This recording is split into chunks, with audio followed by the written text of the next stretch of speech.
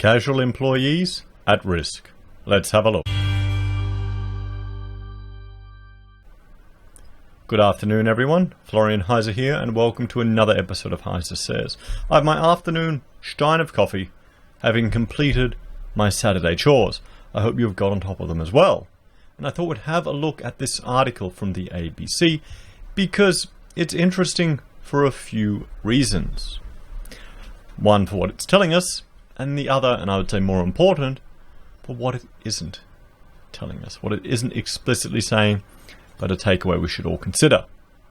So, among the current chaos, a union is calling for special measures to protect millions of casual workers.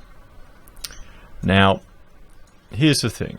Unions argue for market intervention, one way or another.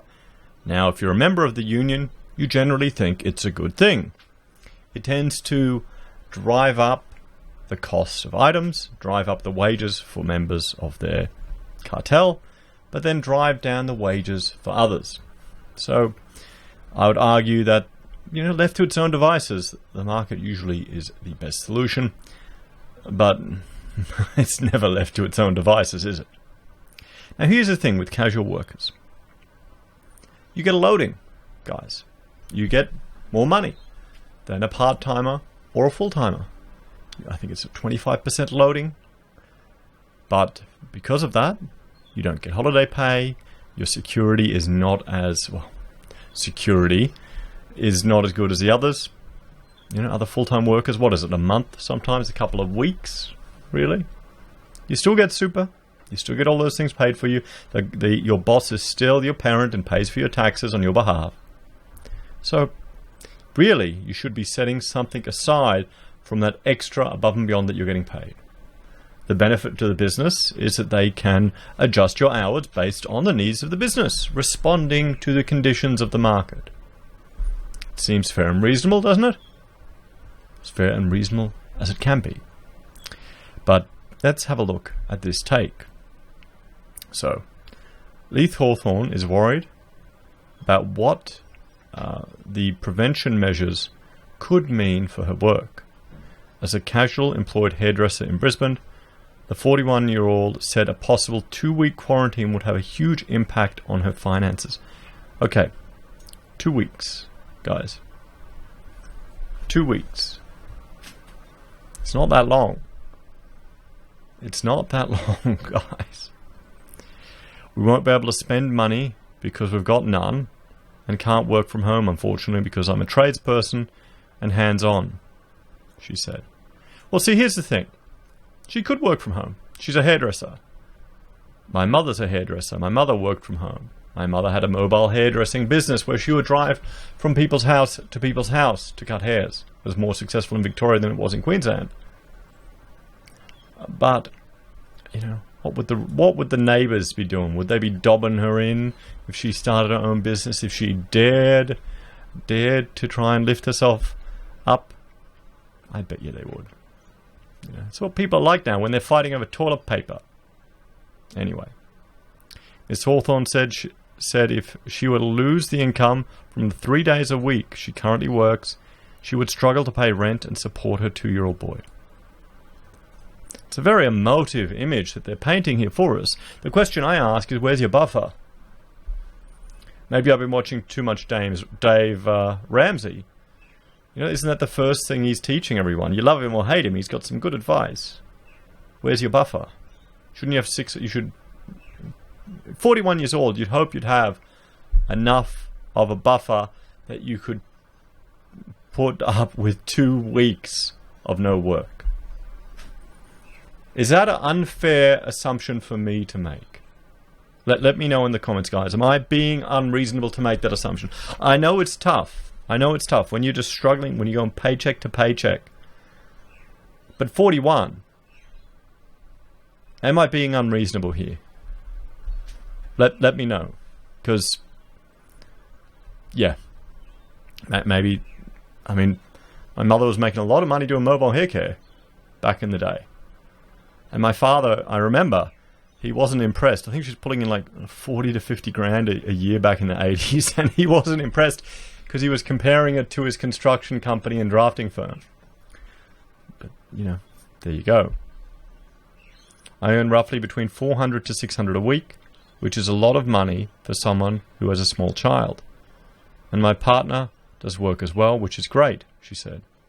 But she will not be able to work from home since she works in the homeless sector and needs to be with her clients, so it would really have a large impact.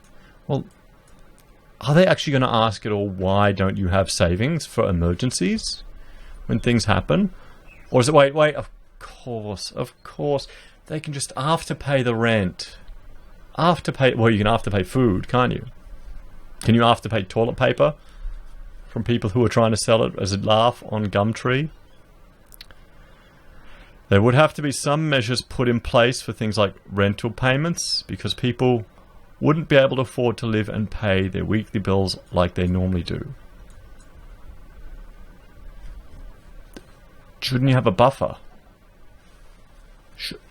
Sell your crap in your house then, if you're in trouble. Sell your TV. Sell your Xbox. Sell your smoke. Sell your jewelry. There's also the potential impact on her ongoing work, with Miss Hawthorne pointing out she is in an industry that could be impacted by other people's timetables. Well, that's cool. Yeah, that's the economy.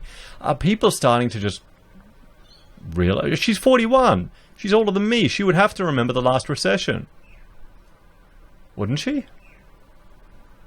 So far, the federal government has flagged that one planned action is declared to ask people to work from home. Now, I can see how that will affect a lot of people. I mean, I work from home. I work from this office here. I'll be doing drafting. I'll be making my videos as a way to get away from the drafting. And I go out and run errands and do things so I can meet other, interact with other people. That's the problem when you work from home and don't have any staff. But I'm sure for a lot of people that'll be a forced 2-week holiday. Couldn't you claim sick leave? Or wait a minute, what about holiday time? I know casuals don't get it, but that's what the loading's for. But it's unclear what this would mean for workplaces that cannot offer work from home arrangements, particularly in the services sector. Ms. Hawthorne said if she faced an extended quarantine period, she would panic. Well, maybe she needs to start putting money aside now. Maybe working a few more days. There's not many people who have 4 weeks of money sitting in their bank account, she said. See, that's the thing. That's the thing. What? Why not? Does it come down to just the lack of financial literacy, the lack of what we're taught at school? We're taught hardly anything about finances, about accounting, about economics, about personal savings. We're taught nothing, unless you go out of your way to do it. Could that be what it is? It's like a tree, I suppose. There's going to be a lot of branches that get affected by people not being able to work. Well, she's starting to learn about the economy. It is that uncertainty which has sparked concerns among employers and employees. Many have written to the ABC, sure they have, saying they were concerned about how measures could impact their work and financial situation. When is the ABC going to say? Do you think they will say, these people should be prepared for unforeseen circumstances? Or don't we do that anymore? Instead of preparing, people are writing to the ABC. Are these the same people that are just sitting by going, don't worry about the cash ban, I can't be bothered? Maybe one or two. Maybe friends of ABC journalists wrote to the ABC. So what could the measures mean for casual workers? Economist Sol Eslake told ABC PM program, the retail, tourism and education sectors will likely be hardest hit. If casual employees simply aren't called into work for reasons connected to the containment and the measures put in place to contain it, then those people will effectively become unemployed and will have to fall back on the New Start allowance or their personal savings, he probably said, and they cut it out. It is a problem Secretary of the Australian Council of Trade Unions, Sally McManus, said needed to be addressed because having people move to New Start was not a solution. It's not a solution when you're looking at a big emergency response, especially when the government's saying they're wanting to give money to small businesses, she told the ABC's PM program. We welcome that, but you can't assume that's going to trickle down to the workers who might be the ones that really bear the costs. What? What the hell is she talking about? Workers don't bear the costs at all. Workers are employees. They're guaranteed a pay every week, every fortnight, every month. They don't bear any costs of being in a business. No, they don't. They don't take on any of the risk. They're not risking any of their own capital. They're not taking on any of the legal liability. They don't bear any of the costs. Come on. Oh, wow. And this is all the guys who love the unions. Guys, your beloved unions been taken over by women.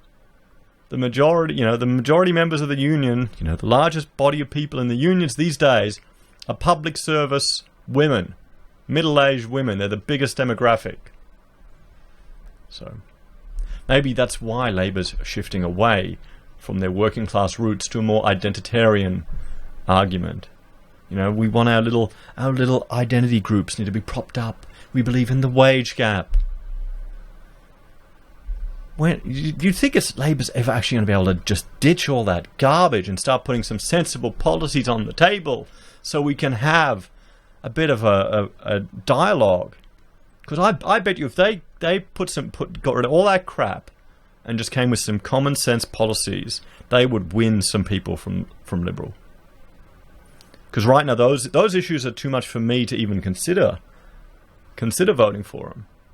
Anyone who believes in the fantasy of the wage gap and wants to implement quotas for look at the Victorian Labor Parliament there and look at some of their policies, who wants to implement quotas based on gender, that's enough for me to just dismiss them. Because I'm worried where that'll lead. Probably because I'm too logical, eh? Damn this desire to have merit-based decisions. Every time I go on LinkedIn, I get more and more angry. Every bloody time there's some idiot praising, oh, look, we got gender equality in management of this business. And I have to restrain myself to not say, who cares? Remember the days when people actually were hired because they were good, not just because they ticked a box. I have to restrain myself. I guess this is why I'm working just Rachel and I at home. But wait, actually, no. I've got gender equality. Rachel and I, we got 50-50 ownership of the business from day one. And we didn't brag about it. Anyway, in a video posted on Twitter, Ms. McManus said, casual workers, which account for as many as 2.6 million Australians, should not be invisible in Prime Minister Scott Morrison's plans to contain the issue. There needs to be special measures to support casual workers, to support contractors. Contractors are individual employees. They're small business people, essential. That's what contractors are, guys. To support owner-operators that don't have leave. Oh, well, there you go. He's talking about that. Owner-operators. Well, small business people get shafted anyway. You just deal with it. Honestly, you just deal with it, guys. You got to have you leave. Pfft. What small business owner has leave? Let me know in the comments if you've managed to take leave as a small business owner. I think we managed a week when we had staff. Now we're just much more pickier with the work we do, because I don't have. It's funny. I've reduced the burden of our premises. I've cut back on the staff entirely. So it's just us working. I'll just pick and choose. I go, no, won't work then. Take that time off. I've got on the website. You can see when we're packed, when we're busy with work. So I've got a couple of months full. You may need to extend that. So now I've got less staff. I've got less burden. I've got more freedom. It's funny. I might actually have leave. But let us know, guys, if the concept of leave is something, completely alien to the small business people. There are two problems. Number one being the impact on them and their families if they lose hours because of this. And number two, they shouldn't have to go to work if they're sick. If they're showing symptoms, they should be able to stay at home like everyone else. Well, yes, of course. That's why casual workers receive a loading. That's the point. Don't they understand that? On Thursday morning, Treasurer Josh Frydenberg said the government was doing everything it could to keep businesses operating and people in jobs, and flagged a stimulus package that would be worth billions. We'll have a series of measures that respond in a targeted, scalable way, but also a responsible way, he said. I haven't looked at it yet. I'm interested to see about it. What we're not trying to do is solve the last financial crisis, because that was a very different economic shock. Well, we haven't really recovered from that, Josh. The country on a per capita basis has been growing below trend since then. We haven't recovered. The economy is still depressed. That's one definition of depression. Extended growth below trend. It's even worse if you combine that with a recession. So it's extended shrinking of the economy below trend. That's significant below trend over time. Mr. Frydenberg said in a press conference on Wednesday that the stimulus package was yet to be finalised, but will be designed to ensure that the cash flow strapped businesses that are currently seeing their supply chains interrupted and impacted get the support they need. It is not clear whether this package will look to support workers who are immediately impacted. Maybe they need to roll out basic financial literacy for people. Maybe they need to roll that out for everyone. But then everyone will wake up and realize what a terrible job our politicians are doing. I know. Let everyone keep their taxes for 6 months and then have to pay it themselves. Get rid of pay-as-you-go and people pay at the end of the year.